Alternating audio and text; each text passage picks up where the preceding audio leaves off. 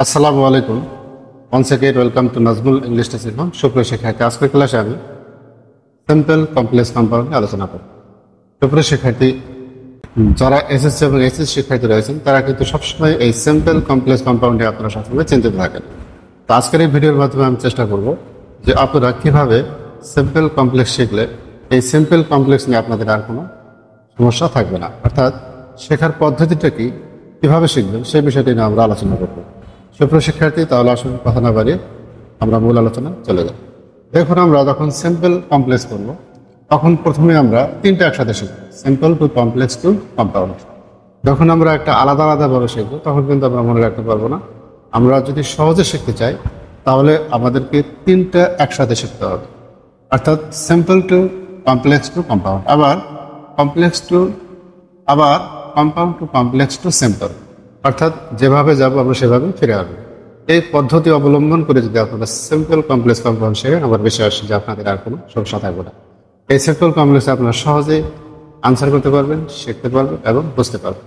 তাহলে আসুন দেখুন, যদি সিম্পলে কি থাকে, টু থাকে এবং টু থাকে, এটা কিন্তু মনে রাখতে হবে। তখন আমাদের কমপ্লেক্স করতে কি লিখতে হবে, সো, এবং টুর পরিবর্তে আনতে হবে দ্যাট। তারপরে কিন্তু একটা সাবজেক্ট আনতে হবে এবং টেন্স অনুসারে ক্যান নট অথবা কুড নট ইউজ করতে হবে। তারপর ভার্ব থেকে বাক্যাংশ। আবার কম্পাউন্ডে কি হবে, ভ্যারি হবে, টুর পরিবর্তে কি হবে, answer, subject can not could not, তারপর ভার্ব থেকে বাক্যাংশ। সুপ্রিয় শিক্ষার্থী, এখানে কিন্তু কমপ্লেক্স টু কম্পাউন্ড এবং কম্পাউন্ড টু কমপ্লেক্স এটা কিন্তু খুবই সহজ। আপনি যদি সিম্পল থেকে কমপ্লেক্স করতে পারেন তাহলে সহজে কিন্তু কম্পাউন্ডও করতে পারবেন। দেখুন, আমি এখানে একটা উদাহরণ দিয়েছি, দেখুন এবার লক্ষ্য করুন উদাহরণটা যে কিভাবে আমি এই সিম্পলটাকে কমপ্লেক্স করব। দেখুন এখানে কি রয়েছে, একটা সাবজেক্ট, তারপর আমরা এখানে দেখতে পাচ্ছি কি রয়েছে, টু রয়েছে, তারপর রয়েছে টু রয়েছে। আমরা কিন্তু এই জায়গাতে আগে চেঞ্জ করি।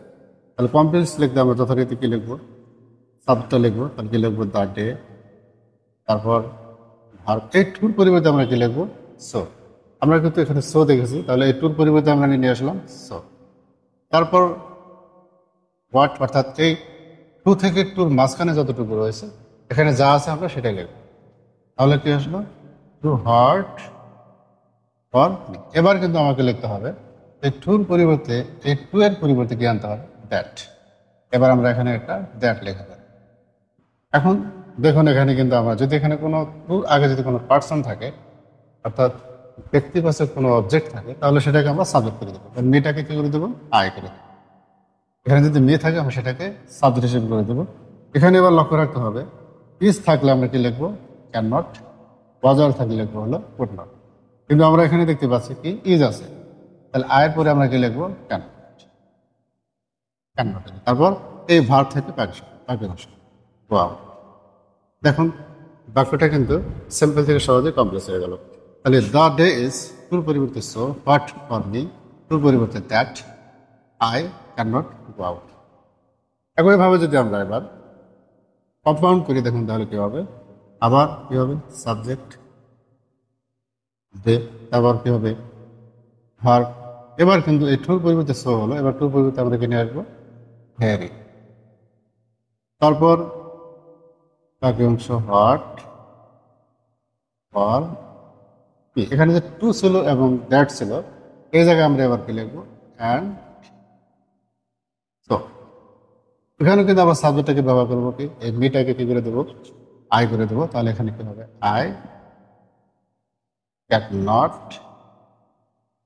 Go out. দেখুন এই বাক্যটি কিন্তু সিম্পল থেকে কি হয়ে গেল, কম্পাউন্ড হয়ে গেল। The day is very hot for me and so I can not go out. এবার একটু লক্ষ্য করুন যে কমপ্লেক্স থেকে কম্পাউন্ডটা কতটুকু পরিবর্তন হলো, জাস্ট সোর পরিবর্তে ভেরি এবং দ্যাটের পরিবর্তে কি আসলো, অ্যান্ড। আর বাকি যা কিন্তু সব ঠিক রয়েছে। এবার আমরা দ্বিতীয় একটা উদাহরণ ফলো করবো। দেখুন এখানে আর একটু ফলো করুন। এখানে কি রয়েছে, সাবজেক্ট, এখানে আমরা দেখতে পাচ্ছি এখানে কি রয়েছে, টু, আর এখানে কি রয়েছে, টু। এই জায়গাতে আমরা পরিবর্তন করবো। তাহলে প্রথমে লিখবো দ্য ওল্ড ম্যান, তারপর কি লিখলাম, ইস। এই টুর পরিবর্তে কি লিখবো, সো, তারপর অ্যাডজেক্টিভ উইক, এই টুর পরিবর্তে কি লিখবো আমরা, দ্যাট। এখন কিন্তু এখানে কোনো আমরা পার্সন দেখতে পাচ্ছি না যে এই টুর আগে কোনো পার্সন নেই, তাহলে আমাকে এই সাবজেক্টটাকে এখানে লিখতে হবে। তাহলে এখানে কি রয়েছে? The old man. তাহলে আমরা এখানে কি লিখবো? হি। এখানে কি রয়েছে? ইজ। সাবজেক্টের পরে কি লিখবো? Can not. তারপর ওয়াট। এখন চেঞ্জ হয়ে গেল। কম্পাউন্ডটা দেখুন কি হবে? আবার আমরা এখানে কি লিখবো? দ্য ওল্ড ম্যান, তারপর ইজ। এবার এখানে কি হবে? এই সোর বা টুর পরিবর্তে এখানে হবে ভেরি, তারপরে অ্যাডজেক্টিভ উইথ, এখানে হবে অ্যান্ড সো। দেখুন টু কমপ্লেক্সে দ্যাট আসলো, এবার কম্পাউন্ডে কি আসলো? অ্যান্সার। আবার কিন্তু আমাকে কি করতে হবে? সাবজেক্ট লিখতে হবে। এই সাবজেক্ট আমরা এখানে লিখে দিলাম হি ক্যান নট। দেখুন খুব সহজেই কিন্তু simple to complex to compound হয়ে গেল।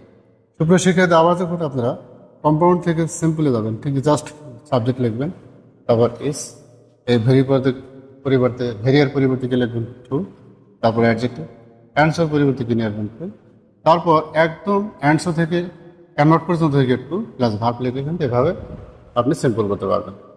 সুপ্রিয় শিক্ষার্থী, এভাবে যদি আপনারা সিম্পল টু কমপ্লেক্স কম্পাউন্ড বাসায় স্টাডি করেন, পড়াশোনা করেন, আমার বিশ্বাস যে আপনাদের এই সিম্পল কমপ্লেক্স নিয়ে যে একটা ভয়, সেটা আর থাকবে না।